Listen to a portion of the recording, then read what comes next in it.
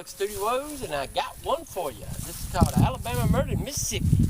It's an entire movie. I'm not going to give you the whole movie in this section right here, but I'm going to give you a good 5 minutes of it or so, and then we'll add a little bit later, and add a little bit later, and add a little bit later. Okay? And here we go. Alabama Murder in Mississippi.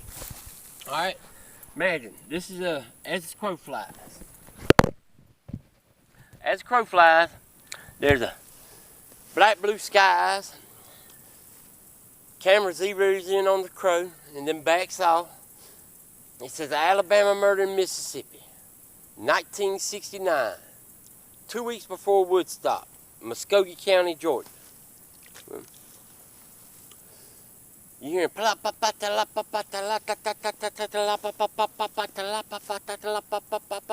and it's kind of in the distance. You hear that. You hear the Siskas up in the trees and whining their summer tune, and it says, and the camera backs on off a little bit, and you see the cornfields down below, and maybe some heat waves coming off the cornfields, and then the camera zooms in between the rows of corn, and there's a little rabbit down in there between the rows of corn, and he's kind of twitching his ears and looking around, and his ears are going listening to the beat. Well, the camera goes through the rows of corn, across the dirt road. Comes out a cobblestone walkway, goes down a cobblestone walkway. There's a black dog. He's got gray hair coming off of him mixed in with the black. He's just a sooner be there than anywhere else. His ears poke up a little bit and kind of fold over on the end. He's got a long muzzled nose, and as the camera comes off of the dog and gets above the dog, and you see a whitewashed lapboard house of a pretty good size, and it's got a tin roof over the top, and it's got a tin roof over the porch, and there's an old oak tree over there to one side, and maybe a weeping willow over there to the other side, and then the camera goes back down to the front porch, and you see sitting there on the front steps, middle of the house, there's a black man. He's rather on the black side. He's ham-boning to the dog. He's 69 years old. He's got a prominent scar. You can see right there on his temple, and he's wearing a wife beater's t-shirt, and he's got on some old blue jeans, and they good and faded, and he ain't wearing no shoes. Well, he ham-boning with both hands to the dog. He loses the dog's attention. The dog spins around and looks over behind itself and looks over across the dirt road and at the rows of corn. And the black man, he takes his cigarette butt out of his mouth, and there's a porch swing by on the other side of the porch over there, and the cigarette butt can sitting right beside him. It's a coffee can. It's a good 20 foot away. He thumps that cigarette butt, and it's slow motion. Bam! Rings the can. He kind of chokes. Well, he looks over there above the rows of corn there, and you see a cloud of dust coming up behind the rows of corn. He says, I wonder if that's wild. Well, a white 60s model truck pulls up into the yard over there to the side of the porch, to the side of the house. And, 60-year-old white man gets out. He's barrel-chested. He's got on some cotton button-down shirt, a derby cap with a little feather in the little band there. He's got a little bit of hair on the side of his head, just kind of just greased back.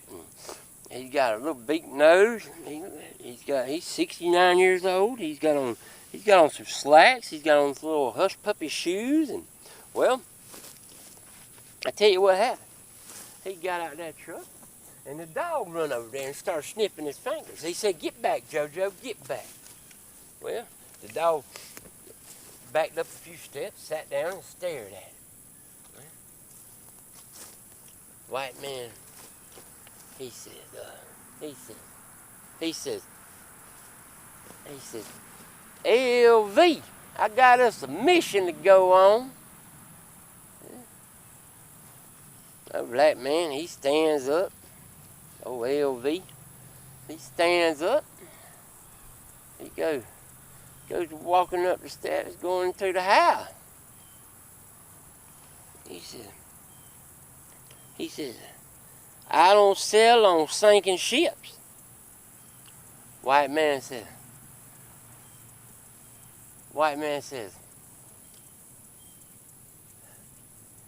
might be about $100,000 in the force.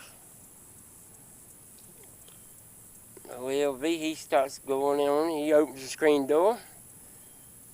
He said, you hear what I said? Might be about $100,000 in the force. Oh, LV said, I'm going to get the pot. I bailed and you wrote. He said, white man said, come on out here, let me show you what I got. He said, what you got me, Walter? He said, come out here, I'll show you. Help me open. He said, help me open this lockbox here on the back of the truck. So well, LV, he get down there to the truck, gets on one side, and there's a homemade lockbox on the back of the truck. And they open up the lockbox. Both of them, they skinny, they live good but lived hard. Well, they open up the lockbox on the back of the truck. And Walter, he reaches in there and he pulls out this cardboard tubing. They gather around the tailgate back there and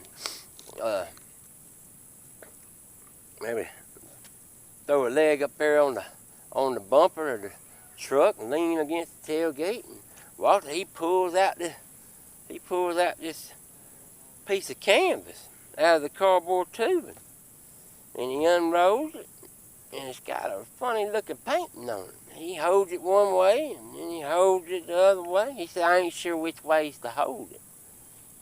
LV said, what you got, sir? Walter said, this right here is a Picasso. He said, a Picasso? You mean a Picasso? That's what I said, a Picasso. He said, what you doing with a Picasso? He said, well, you know, Cousin Ernie, he died on us last week. Yeah, I heard about that. I was going to go to Cousin Ernie's funeral there, Walter, but I got to thank you. Why am I going to all these folks' funerals? There's one thing for sure. They ain't going to mine. Oh, Walter said, damn. I wish I thought about that. You sure is educated, LV. He said, well, tell me about this painting here. He said, well, Cousin Ernie, me and him was going to take this, we're going to take this painting here over to Texas and sell it to this big oil rig guy out there, right? You see, so we was wearing this box here on the back of the truck, and according to the doctor, due to Cousin Ernie's hog for breakfast, and sow for lunch, and pig for dinner, he had a heart attack, fell 6 foot deep out the back of the truck. He said, well, Cousin Ernie, he was over there in World War II. Yeah. Well, he had a flashback to World War II, all right? And Cousin Ernie, he young GI man, he running down through the streets there, and he's in London, and the sirens are going off. Bombs dropping off in the distance. Well, Cousin Ernie and the GI buddies, they running, just ground shaking, and everything, man. And he said, "Come on, Ernie, take shelter down here in this apartment." So they run down to this basement apartment, right? And in the basement apartment, there's a painting on the wall. It's a funny looking painting. Cousin Ernie takes it down. Ain't nobody in the apartment, so he takes it down.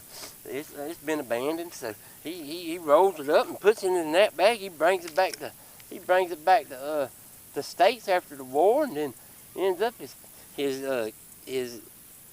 it goes back to about to 1968, 1969 or so, and his daughter, his granddaughter going off to be to the School of Arts, right? At some college there, right?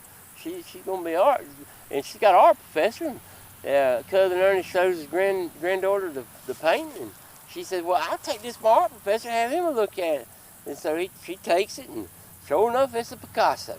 So the professor says, "Well, I tell you what, now if you're interested in selling it, I got this buyer out there in Texas. He owns a bunch of oil rigs, and his wife collects these rare art. So he buys a lot of rare art. So it's a Picasso. So if you're interested in selling it, I can hook you up." Well, come to find out, Picasso ain't worth spit in Muskogee County, Georgia. So they decided to sell it over there in Texas. So that's what they do. So it goes back to 1969, 2 weeks before Woodstock, and LV and Walter, black man, and Walter the white man, standing there on the back of the truck, at the back of the truck, and Walter said, "So, since Cousin Ernie and me ain't going to Texas, I figured what we would do, I'd take my best friend. I'd take my best friend LV with me." He said, "When we leave?" He said, "How about in the morning?" He said, "That sounds good." He said, You want me to take JoJo with me?" He said, "Yeah." He said, "Go ahead and take JoJo with you." He said, "You want me to take JoJo with me?" He said, "Cause my sister Mary Sue, my little sister Mary Sue, she's at the house, and she can look after JoJo." "Yeah, go ahead and take JoJo with you." "Yeah, that'll be good for him. Take him to see me. I'm sure she'll take good care of him." Yeah. All right. So JoJo and Walter climb in the truck, take off back down the dirt road. Well, more on the next part. Thanks for listening. This is a great story. Tune back in. Alabama murder in Mississippi. We're going to make a movie out of this. Billy Bob Thornton's going to direct it. I'm telling you, I'm going to get it there. I'm going to make it happen. Thanks for listening.